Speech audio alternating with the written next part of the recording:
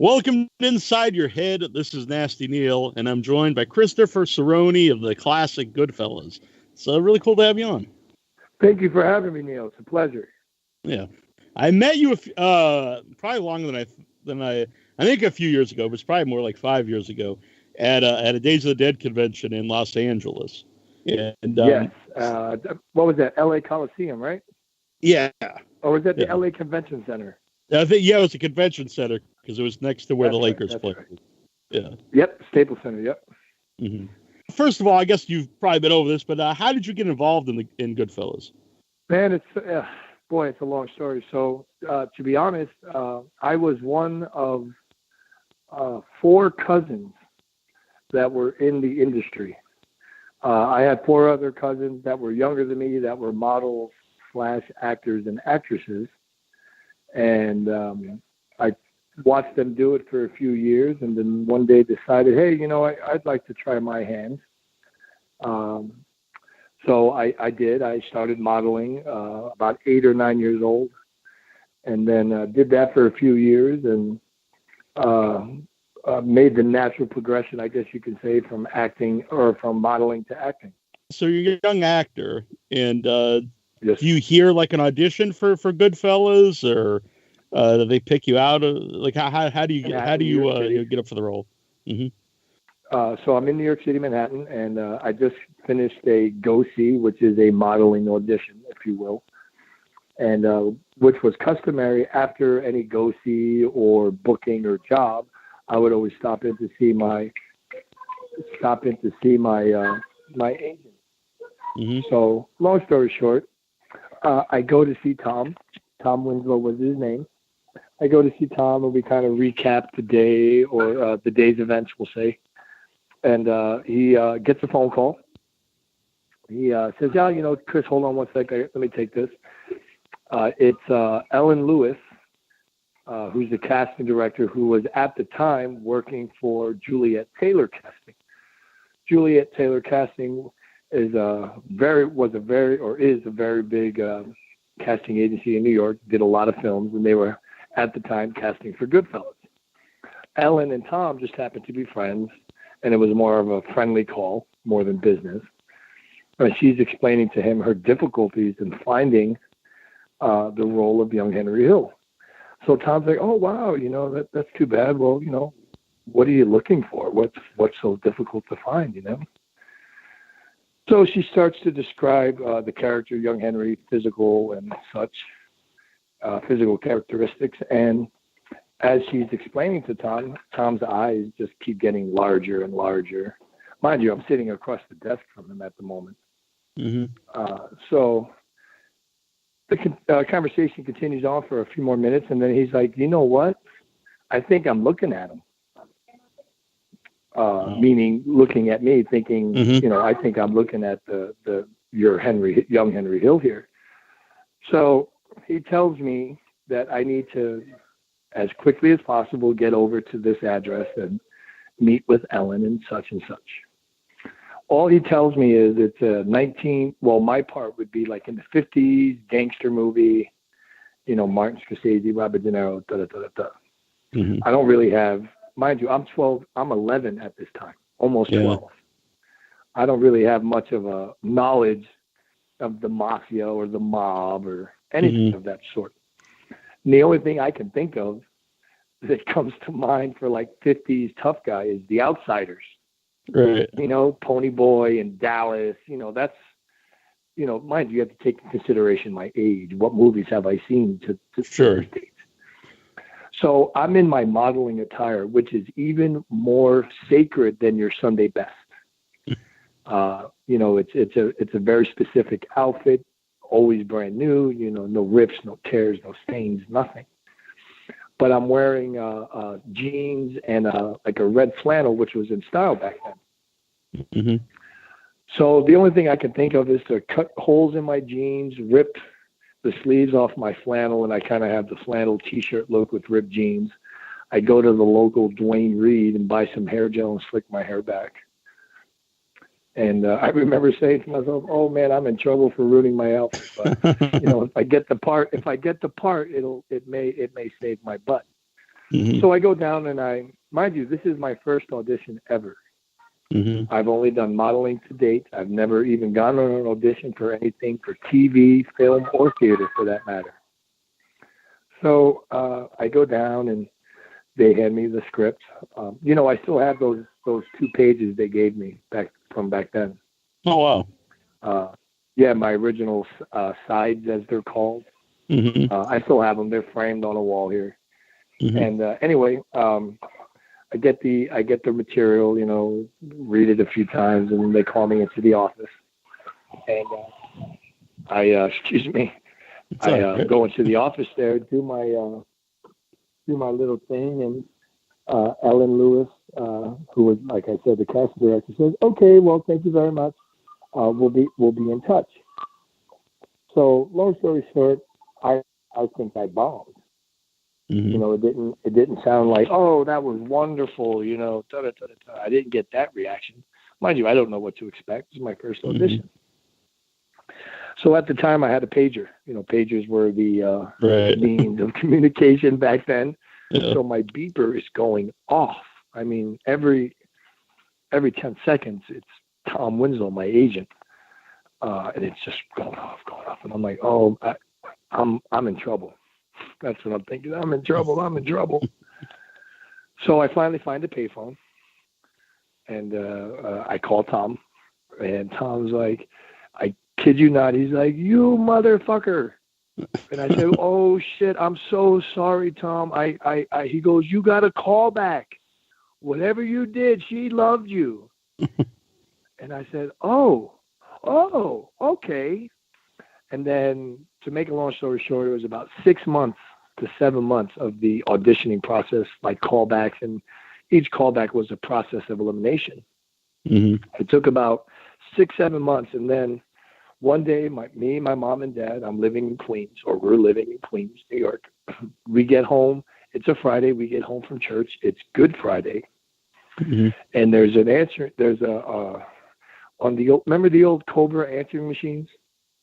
Cobra was like the main. It had the little remote that you could press on it, and you could. Yeah, okay. Well, the little Cobra answer machine had the little red blinking light, so we had a message, and lo and behold, it was Tom, and he said, "Chris, you got the part."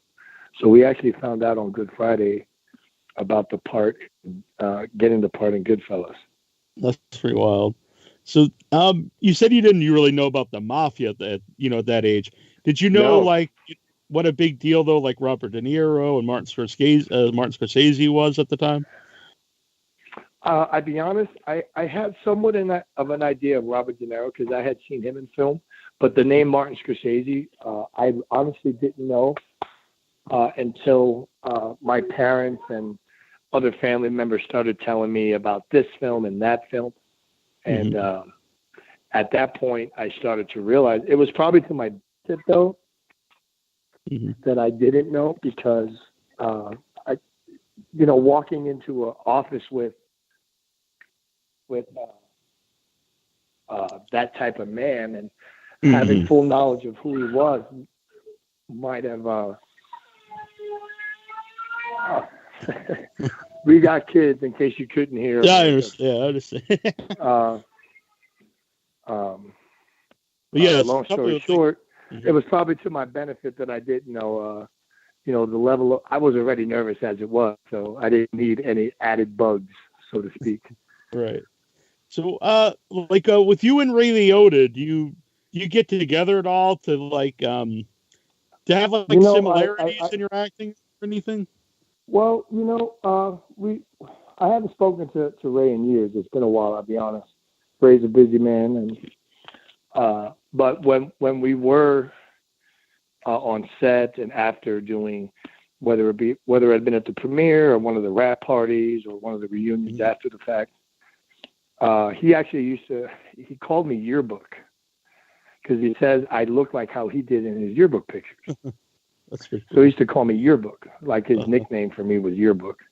There's actually a great picture of, it's the main cast. It's myself, Ray Liotta, Joe Pesci, Robert DeNiro, Paul Sorvino, and Martin Scorsese. Wow. and it's from the New York City. It's from the New York City premiere of Goodfellas, and I must have said something, but Ray's pointing at me. Joe Pesci's pointing at me. Everyone's looking at me, and we're all laughing. Uh-huh. But if you look, Ray and I are profile. I look just like him. It's eerie. Yeah. The funny thing is, Ray was casted after the fact. Ray was also very busy during the casting of Goodfellas. They didn't know if it was in fact going to be Ray Liotta or a different actor. So I was actually cast, and then I want to say about 3 weeks to a month later, we found out that it was going to be Ray. Because a lot of people always said, "Oh, you got the part because you look like Ray." And I said, "Well, technically, Ray wasn't even casted at that point because we didn't know if we were going to even be able to have him. He was working on a few other films at the moment." So, had you met? When did you meet Henry Hill? Did you meet him at all while you were making the movie? First time I met him was on the set. I would say in an unofficial way, he was a technical advisor. You know, no, it didn't really happen like this. It was more like this. And Martin, being the stickler to detail that he is, you know, it was very helpful. I think it really worked. But the first time I ever met him was on the set, and he was, man, I was captivated. I'd be honest. You know, the first few times he was just in a room talking to a bunch of people, and I kind of just sat off to the side and just listened. I couldn't believe some of the stories, you know, some of the stuff he had done. You know, I after hearing some of, I get why they made a movie about him. You know, to talk about a larger than life kind of guy. And let's not forget, he was never made. You know, normally they only make movies about made guys. Sure. You know, he was not a made man, but yet managed to. His resume, let's say, was outstanding. Yeah, and I think that's what makes the whole story. Part of the reason why it makes this story so unique to other mafia movies at that time, there was, you know, Godfather's about like the Godfather, and then you have a movie that's about someone who's like a middle of the road guy who's in the mob, but not, like I said, not a made guy, not one of the main honchos or anything. Yeah, normally, no, exactly. You know, you talk about Godfather. Well, Don Corleone, you know, he was made. I mean, so it was understandable, you know. Oh, okay. And mind you, nothing taken away from the Godfather. The Godfather is an amazing franchise, we'll say, you know. But I like Goodfellas was different in the sense that it wasn't about a made man. It wasn't about a guy whose dad was already a Godfather. So, you know, he was the son of someone. This was, like you said, a run-of-the-mill guy who fought his way up, you know. Came from a tough neighborhood, and, you know, I'll use his word, he wasn't a sucker. He found ways to make money on the side, and back then, if you knew how to do it, you could really make some cash, and he did. You know, I always found it funny that after the fact, you know, up until he passed, he was very active on Facebook, and he would say, "Hey, I'll be at the Hustle Club in Baltimore, Maryland, you know, August 11th from 9 till whenever." I'm like, wow, I love that. Like, you know, most people be like, aren't people looking for you? He'll tell you where he's going to be. Right. You know, I just, like I said, the man was larger than life. And there was some, you know, odd things. Like I know one of his restaurants, you know, blew up. I think it was in the. You don't think that was a little coincidental? Right. I mean, exactly. I don't know how good the restaurant was actually doing. You know, but hey, that's Henry for you, man. You know, he made lemonade from lemons, we'll say. Right. So, what were some of the other veteran actors like to work with and maybe on set with, like Paul Sorvino and Tony Sirico? Paulie. Well, I can go on about all of these guys, but we started with Paulie, so we'll start with Paulie. You know, each actor has their own way of getting into character or finding that emotion, that motivation, whatever you want to call it, right? Some guys will go into a corner and just be quiet and get into their mind. Other guys will pace and read the script a million times, you know. Paulie used to warm up by doing opera, by singing opera. Oh, wow. Oh, no, I don't know if you know, but he has an amazing, amazing voice. If you have the opportunity, you know, when we're done, Google, go on YouTube. Yeah. He's actually very, very proud of his voice. He has an amazing voice. So sometimes, you know, back in the day when we were filming, we had to change out film. You know, it took a little while to go from scene to scene. Mm-hmm. So in the downtime, it wasn't uncommon to hear Paulie sing an aria. I mean, I can't tell you how awesome that was, you know? I mean, it was like listening to Pavarotti or Placido Domingo or somebody. Mm-hmm. I'll definitely check that Joe out. Pesci.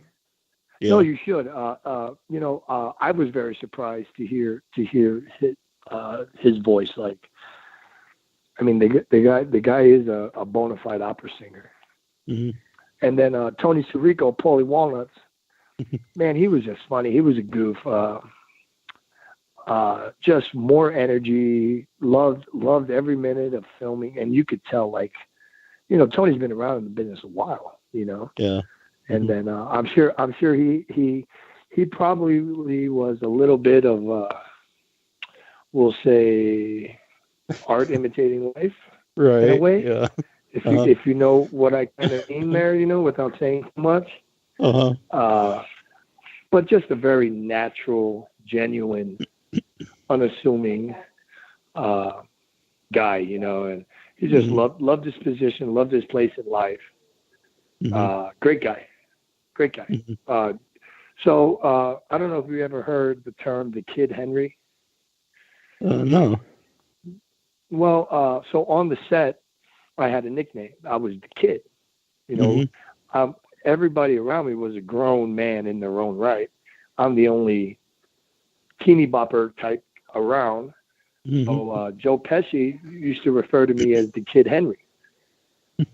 And as a matter of fact, there's a part where Paul Sorvino introduces me to Robert DeNiro for the first time, and he actually uses what Joe started calling me the Kid Henry, and that's what he actually says. I'd like you to meet here the Kid Henry. Yeah, I actually remember that line. Yeah.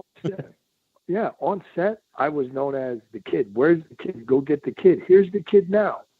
You know, I was not Chris. I wasn't little Henry Hill or young Henry Hill. I was the Kid, or the Kid Henry. Yeah. So, so how long did it take to film all your scenes, your part in the movie? So, you know, Goodfellas was actually a lot longer than its theatrical release version. I want to say at one point Goodfellas was around a true 6 hours long. Oh, that wow. They were even contemplating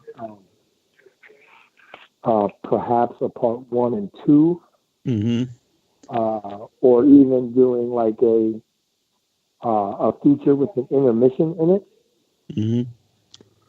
And then ultimately Marty decided, no, that probably won't work. A lot hit the chopping room, or the editing room floor, I should say. Yeah. So I had about 6 or 7 scenes cut out myself. So I would say about 3 months maybe to film my part. Oh, wow. It's I don't know if any of that remains. It would be I would love it if they would put out a 6-hour version of the movie. I would totally watch it. Well, you know what? It's funny. I've heard for years. Oh, I'm surprised they never did like lost footage or behind the scenes kind of stuff. And I said, well, they did bits and pieces and like the different anniversary editions. Yeah. But nothing like all of the footage. I would love to see like the extended version, I guess you would call it. Yeah. That would be killer, because there's a lot more of the story that was left out, you know, that unfortunately wasn't told. And unless you read the book Wise Guy, you know, which the film is based on, great writer, great book. I still have my autographed copy from Nick. Oh, nice. Oh yeah, His wife too is a great writer. I don't know, Nora Ephron. I didn't know that. Mm-hmm. Great writer. But anyway, but she does more screenplays than like novels, we'll say. Mm-hmm. But no, let's see who else was. And then of course, Robert De Niro.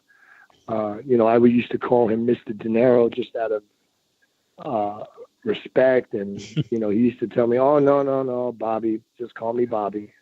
Mm-hmm. And very humble. Yeah, you wouldn't think it, but extremely humble.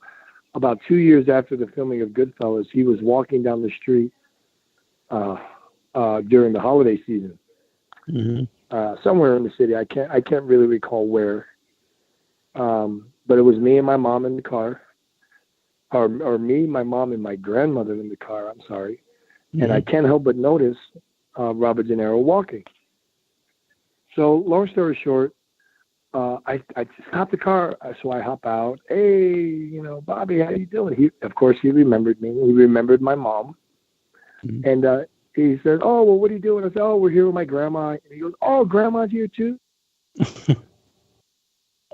That's very cool. Hey, grandma. Mm-hmm. Yeah, just very, very unassuming. Again, one of those you wouldn't think types. Yeah. I think New York actors can be a little different, though. I think New York actors are a little bit more grounded, maybe. If that makes sense. How about Martin Scorsese himself? What is he like as a director and just as a guy? So, the first time I ever met Marty, I was very nervous. I won't lie. I had been auditioning for the part for about 2 or 3 months. And I remember the first time I actually went to his office in Manhattan to read and whatnot, I was very nervous. I knew I may not have had the full grasp of everything, but I knew this was a pivotal point in my life, not to mention in the audition process. Like, this is a big point. So I get to the office, and I'm aside from being nervous, I'm visibly nervous. So I get called into his office, and he's behind his desk, introduces himself. "Hi, I'm Marty." And he goes, "Okay, let's start." So we read through, and he says, "Okay." He goes, and he stands up and he comes around. He puts his hand on my shoulder. And he says, "Listen." He goes, "This is the first of many for you." He goes, "Take a deep breath. Let's do it again." And just by him taking the time to, get up and stand up and come over to my side of the desk and put his hand on my shoulder, and take this obviously nervous teeny bopper and try to calm his nerves, I was like, wow, it worked. I didn't see the man. It wasn't the man behind the curtain anymore. Do you know what I mean? Yeah. Like it was just a guy named Marty. So with that small little act, I did calm down, and I did, I did what he said. Let's do it again, and we did it about 3-4 times. And he said, "Okay, thanks." And whatever changed after his little comment, must have been for the good, because I got another call back.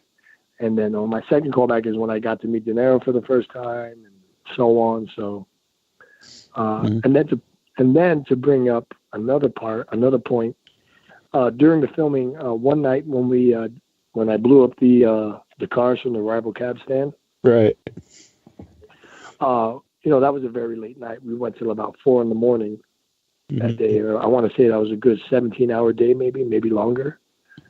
So around 2:30 in the morning, Marty comes up to me and says, "Hey, Chris, how you holding up?" And I'm like, "I'm good." Mind you, I'm running on pure adrenaline, "Oh, I'm great." He goes, "Was there anything you want, anything you need?" And again, you have to take into account my youth, my age. The first thing I could think of was cannolis. I don't know why, but you ask a kid what they want, they'll be honest. They'll tell you. So I wanted cannolis. he kind of looked at me with like a funny smile, like, okay, of all things, cannolis, you know.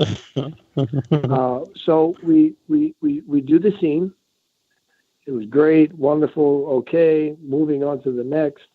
And then he calls me over. He says, Chris, come here. So I go over to him, and he puts in my hand a white pastry box with the red and white string. You know what I'm talking about? Uh-huh. The amazing thing is he puts it in the palm of my hand, the box. The bottom of the box is still warm. Oh, wow. So it actually made one. Yeah. Made one. They made 24 fresh baked cannolis. Oh, wow. At 3-something in the morning. It pays to be Martin Scorsese. I was like, wow. So, yeah. So to ask what kind of guy or director he is, I would say he's definitely an actor's director. He cares about his actors.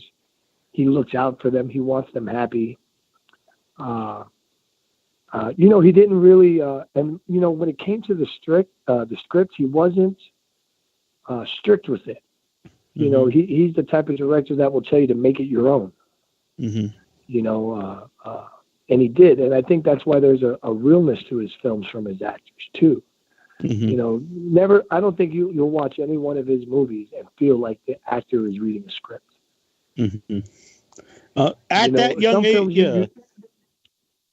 I was just say at that young age, is there, you know, you're not familiar with the Mafia, but really, the character playing isn't really either. He's just meeting him for the first time. So, is there anything that you do pull from like from your background, from your family, or anything into the movie? Well, yeah. I mean, you know, I grew up in Queens. I grew up in a middle class neighborhood in Queens. You know, my dad was born and raised in Corona, which is in his day it was a solid Italian Jewish neighborhood. But you know, I heard stories of this and that with my dad, and my dad going the right way and choosing the right path, so to speak. And I mean, I knew the element was out there. I just hadn't seen film on it, you know. But I heard, I mean, from family folklore, every Sunday, a Lincoln limousine used to show up and bring my great grandpa Nazareth a case of wine and a box of cigars. Now, I don't know what my great grandpa Nazareth did in his youth, but some people would say, and again, not to quote the film, but some people would say that's a sign of respect. Right.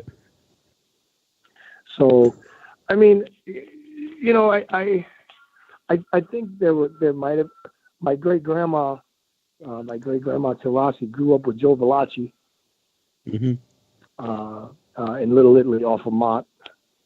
I'm sure you know who Joe Velacci is. Yeah, definitely. Yeah, it's funny. Great grandma Terrassi grew up with Joe Velacci, and then I play Henry Hill. Almost kind of an eerie full circle. Yeah. So when you first see the movie, after it's finished, after you do everything you've done, and they finish the movie, and they got the score, everything's added together, and you see it for the first time on the big screen. What's that experience like? Overwhelming. You know, I've only when I was filming, you know, I knew we were making a movie. Obviously, cameras, light equipment, and such. But it wasn't until I actually sat down and it really, really hit me what I just did. You know, up until then, it was fun. It was I don't want to say, God forbid this sounds horrible, but it was almost like camp or something, because it was every day I went and did something different, but it was so fun. I never looked at it as doing something. I never saw the end result.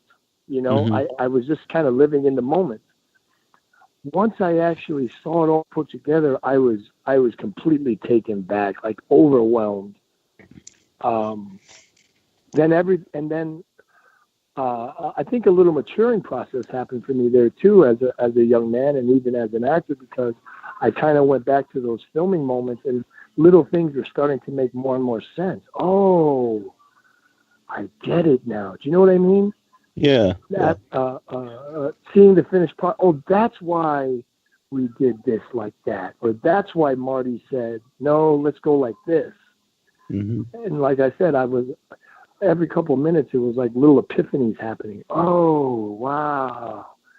You know, to this day, when I watch it, I still kind of sit back and get a little overwhelmed. My wife, Courtney, my biggest fan, will say, at least once a week, can we watch Goodfellas?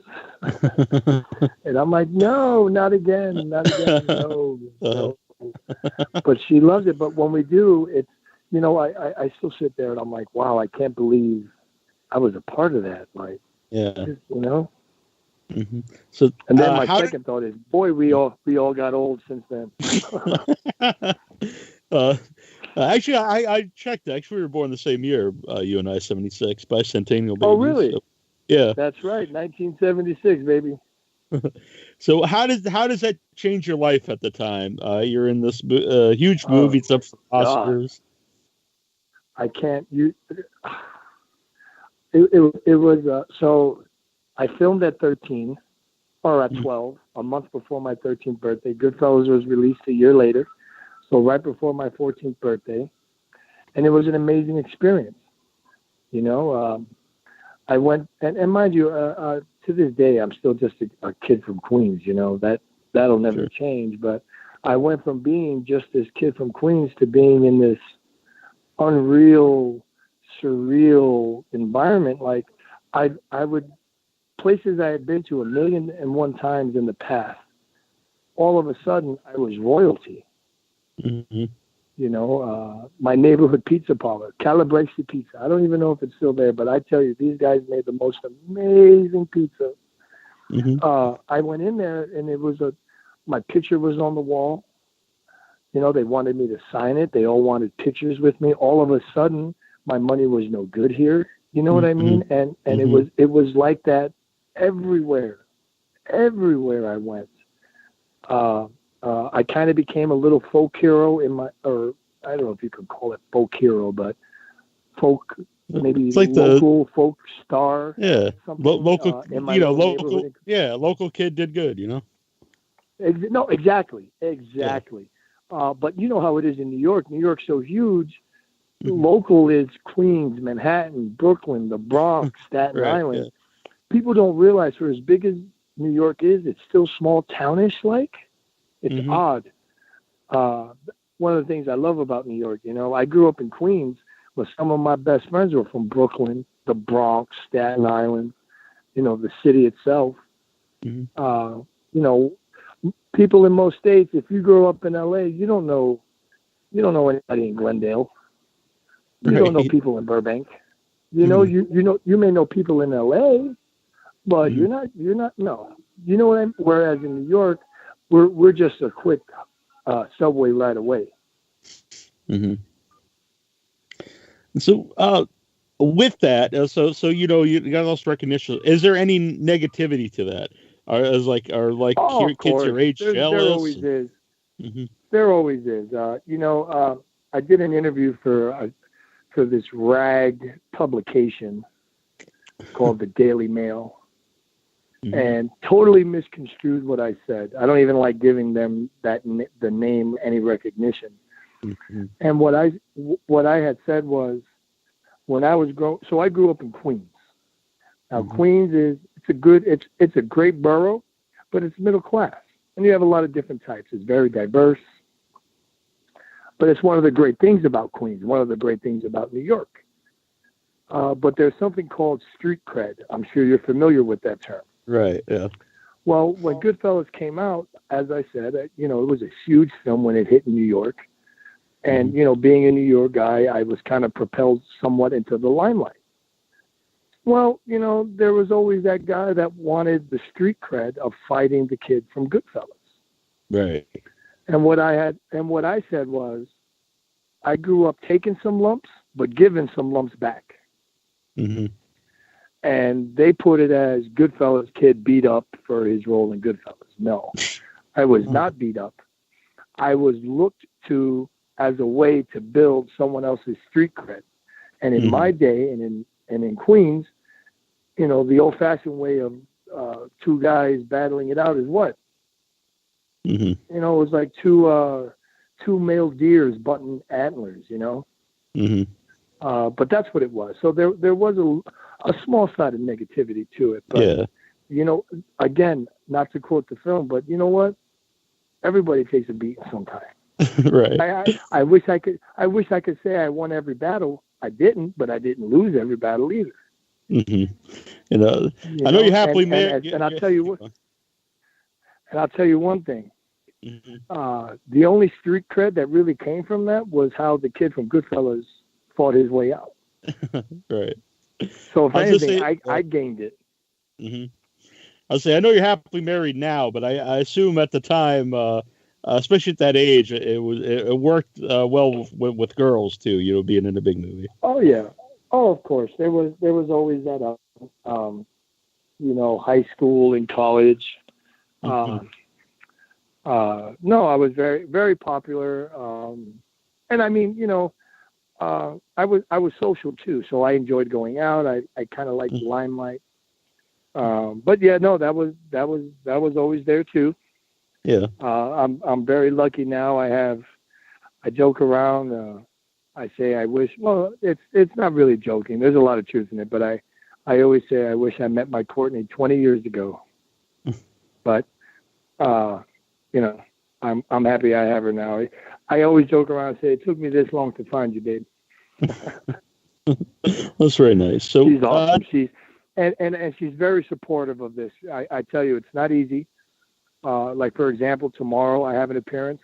I'll be gone all day. Next weekend I'll be in Chicago for 3 days. As you know, I'll be with Gianni. Yeah, very cool. I think you just did an interview with him. Yeah. A great interview. Yeah, but yeah, I'll be in Chicago. So there's a lot of me out of town and her taking care of our babies. We have 2 beautiful little girls, London and Leah. Actually, London Faye and Leah Ray. Those are my girls. Nice. Mm-hmm. Oh yeah, it has a nice little ring, London and Leah. Yeah. So she when I go away and I get put up in nice hotels and suites and you know I'm eating steak dinners. My poor missus is at home with you know one baby in her arm and the other one running around like a wild one. You know, one is 3 and one is 11 months. So it's a very active household. I think you heard a little bit of it earlier. Yeah, we've all, So I thought, is there a story behind the name? Yeah, is there a story behind the name London? So it's funny. So both Courtney and I have children from our past marriages. Good. And when we found out we were having a girl, you know, the name is so important. So even more so, I think in the past, we wanted, you know, Courtney and I's relationship is very unique and very special. And both of us were both done having children. And then her and I met, and I don't know, I was like 21 again. And I just wanted to start my whole life over with this woman and family and everything. Mm-hmm. So we found out we were pregnant, found out we were having a little girl. And we were like, well, what are we going to name her? What are we going to name her? And then one day we're sitting at home and we're watching the news. And there's a story about London, England. Mm-hmm. And the only word I heard in the whole story was London. And I'm like, you know, that's a beautiful sounding name. Mm-hmm. Like London, very strong but dainty. And I'm like, you know, I've never met a London. Mm-hmm. Ever. Yeah. So I'm like, what do you think? And she loved it. She's like, you know what? Let's keep that. And then you know what you do? We'll keep that until we hear something better. Well, to this day, we've never heard anything better. Mm-hmm. So London, it just became London. Now, one of the favorite things one of my favorite clothing items to wear are shirts from London, England. So, in particular, with the word just London, if it doesn't say England, even better, just if it says London on it. Right, yeah. So, because I get to wear my daughter's name. Yeah. That's very cool. Leah was kind of hard because we wanted to find something that would flow with London. Mm-hmm. So actually, it was Courtney that came up with Leah. Mm-hmm. And how you doing, Jacob? Very good, thanks. Oh, great. I'll be around.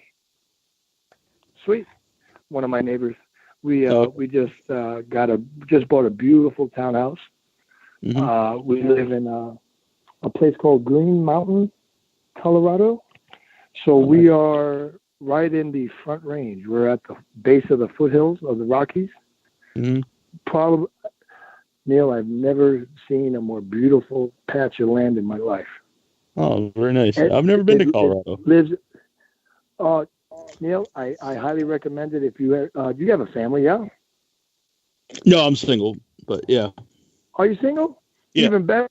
I was trying to be a little politically correct just in case.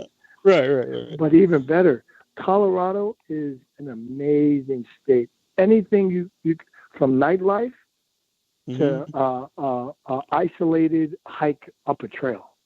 Oh, very nice. And everything in between. It is beautiful. And where I live lives up to its name, Green Mountain. It is one of the most lush green areas. I joke around. I say, babe, look at this neighborhood. There's not even a leaf at a place. Not even a leaf at a place. You have to understand, I grew up in Queens. Sure. So, also known as the brick city, because everything is brick. The homes are brick. The buildings are brick. Some of the old streets are brick. So yeah. Yeah, totally. And actually, my neighbor works at a place called the Butterfly Pavilion. And it's just that it's like a atrium of butterflies. Oh wow! And he knows I have 2 young daughters, and he had made mention about some passes, so I think he's going to give me some free passes to the Butterfly Pavilion. Yeah, that's I'm cool. a very talkative guy. I'll talk to all my neighbors if they let me. The wife hates going shopping with me because I'll stop and talk to the butcher. I'll talk to the produce man. You know, the cashier. I'm born in New York. I got the gift of gab. Hey, that's cool. So, I saw another interview with you. It was a video interview, and you talked about you're writing scripts and you finished a movie, and so how the scripts going? Well, you know, the scripts are great. It's just getting them in front of the right people. You know, I want to say, you know, the average lifespan of a film from paper to filming is about 8 years, if you can believe that. Oh. Unless, of course, you know, you're making Iron Man 19 and then, you know, we'll make it tomorrow. But if you're trying to do independent film, it's a little bit longer. But I just actually, with my partner, we just finished writing a Western. I don't know if you could call it a true spaghetti Western, but it's, as an actor, you know, growing up in Queens, New York, I want to do something opposite of that. You know, as an actor, I want to do something with a little range. So we wrote this Western, and I'm actually talking with a couple people up in Wyoming, talking with the film commission there and some local bigwigs for funding and some tax incentives. But I'm actually really excited about this one. This one we may be able to get off the ground and running within a year. And, cool. Really, Jacob? Oh, Jacob, thank you so much. My girls are going to love these. I have been once, but not since the remodel. It's amazing from what I hear. Oh, that's great. We love this kind of stuff. Jacob, thank you so much. You have a great day, brother. I have the best neighbors, I tell you. Very, very nice people. I'm sorry, Neil. No, it's no problem at all. I'm a blessed man, and mind you, you know, nobody in my neighborhood even knows about Goodfellas. Yeah, well, that's even better than they still want to talk to you. No, well, that's no. Yeah. Normally, it's not until a year or so, and you know how people normally find out. Like if you know me personally, and I haven't told you, when you come to my house, when you start noticing pictures on the wall, like, is that Robert DeNiro? Wait, is that Brett Favre? Is that Derek Rose? Like, how are you? And then in my youth, you know, this and that, and oh my God, but I haven't told this man yet, but I like to think I'm a nice guy. I try to put out a good vibe, and I've noticed just by saying hello and being polite, Mm-hmm. people respond very well to it. Yeah. Yeah, there's no reason not to. I don't need, I'll be honest, Neil, I don't need any bullshit in my life. I'm so lucky and blessed, Why put anything out there but good? I agree 100%. I actually do this thing called, I do this thing called Goodfella Givebacks. Mm-hmm. And me and the missus will go make up 50 lunches. And we go down to the Mission District where there's a large homeless community. And we'll give out lunches for the day. That's very cool. That's very nice of you. Yeah. Mm-hmm. In the wintertime, we'll go to Walmart. We'll buy like 5. And I say 5 because they can get a little costly after a while. But we buy like 5 big down comforters. And then we look for truly needy people, like homeless. We tend, it's sad, but we look for families because it's unfortunate, but believe it or not, we see families out there. Mm-hmm. So we'll, little things, Mm-hmm.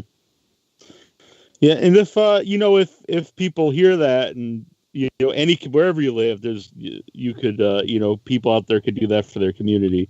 And like you said, if you have a little extra income or something, it's something anyone could do. Do you know that if 2 people from a neighborhood just pitched in, the difference it would make in their neighborhood? Just 2 people. That's all you need. Yeah. All you need, really, 2 people. You just need someone to help you out. That's all you need. And I'm lucky because I have the best helper in the world in my wife, Courtney. And, we've been very blessed. I mean, part of the reason why I do this is because I have been down in my day. Mm-hmm. Right after my divorce, things were kind of hairy. Common occurrence. But you go from one way of living to the next day something different. You start to value little things. Mm-hmm. And it's taken a couple of years to get out of that. But now that we're back where I want to be and getting even better, how can I not give back a little? I'm not the most religious man in the world, but there's some, God's a part of my life, and if I can help my fellow brother out in need, why not? Mm-hmm. Yeah, and you don't even have to be religious, because I think it's if you're helping people, that's just a good thing to do for other humans. Humanitarian. Yeah. Yes, absolutely. I wish I could do more sometimes, but at the same time, the way I look at it, the little bit that I do is so I see the direct improvement. Like a bagged lunch to a guy that hasn't eaten in a couple of days, you should see the gratitude. And then I had one guy say, "Hey, my buddy is around the corner." He goes, "I don't want to take another one because I don't want you to think I'm taking it from me. But are you guys going to go up that way?" Like he was directing me toward his friend that would also want a lunch. And my heart broke. I said, "Dude, here's one for him and here's another one for you later." Yeah. Like, please. Mm-hmm. I'm trying to get a little, I don't know if I'm going to go like the nonprofit route. It's a lot of loopholes. Like paperwork. But I know with my little bit of a Goodfella name, I know I could get a lot more for something to it. Know, yeah. Right, but you know what I mean? Like, hey, I was a Goodfellas. Do you have a gently used blanket that you would like to donate? I'm doing this thing in a month, and I'm trying to get 500 blankets. Mm-hmm. Like that. To me, that's using my Goodfella card in the best possible way I can. Mm-hmm. For a selfless reason. Hmm? For a selfless reason. Well, for helping other. We've all had tough times. We all have family members and a mom, a brother, and if anyone in our family ever came on hard times, it's nice to think that someone else out there might have a heart and may help.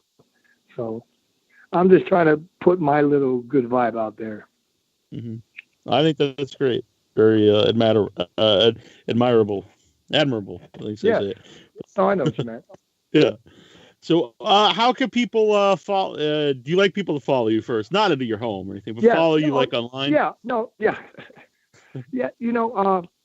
It's funny because I was never a big social media guy, but you have to be. Yeah. I just started a new Instagram account not too long ago. Your Goodfella. You are, as in your Goodfella. And then of course Facebook. I'm not a big Twitter guy. Yeah, I'm not either. I kind of just go on there to look at other people's tweets. I very seldomly tweet myself, but Instagram and Facebook are my two main. I don't snap anything, or any of those other things. I don't know. I think some of those websites are meant to get you in trouble anyway. Yeah, I think so. It's probably yeah. A friend of mine got me on kept asking me to go to Snapchat, and I went on there and I was on for 20 minutes, and I was just like, I don't know why I'm on here, and I deleted the app off. Unless you're looking to see some boobies or, right. I was like, okay, I get it. I'm like, yeah, Courtney's gonna kill me. She can be very understanding, but to a point, rightfully so. Right. Anyway, but no, Facebook. My name, Christopher Scott Serrone, or Instagram. Instagram is the one I'm trying to build. So if you guys want to follow me, I'm at Your Goodfella on Instagram. I like Instagram better because it's just a picture. Yeah. I think pictures tell better stories anyway. You don't want to read what I have to say. Well, I really appreciate you coming on today, Chris. And if you got something coming up sometime, happy to have you back on. New movie. Well, Neil, I got all your personal contact info, so I'll be stalking you here from time to time, keeping you up to date on all my stuff. Thanks for having me. We have to reconnect again too sometime. I want to say that was about 3-4 years ago. Mm-hmm. Yeah, it was. Yeah. It was, I think. You're out in LA, right? No, I'm in Massachusetts. You're in Massachusetts. Oh my gosh.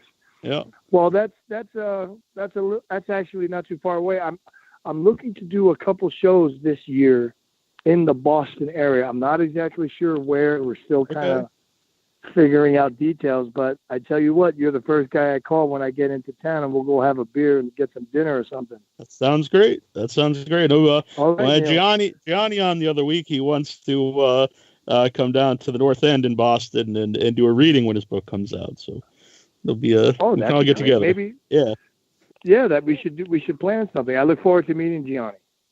Yeah, I haven't met him, but I talked to him. He's a great guy. So I think you guys will get along. Well, both very talkative.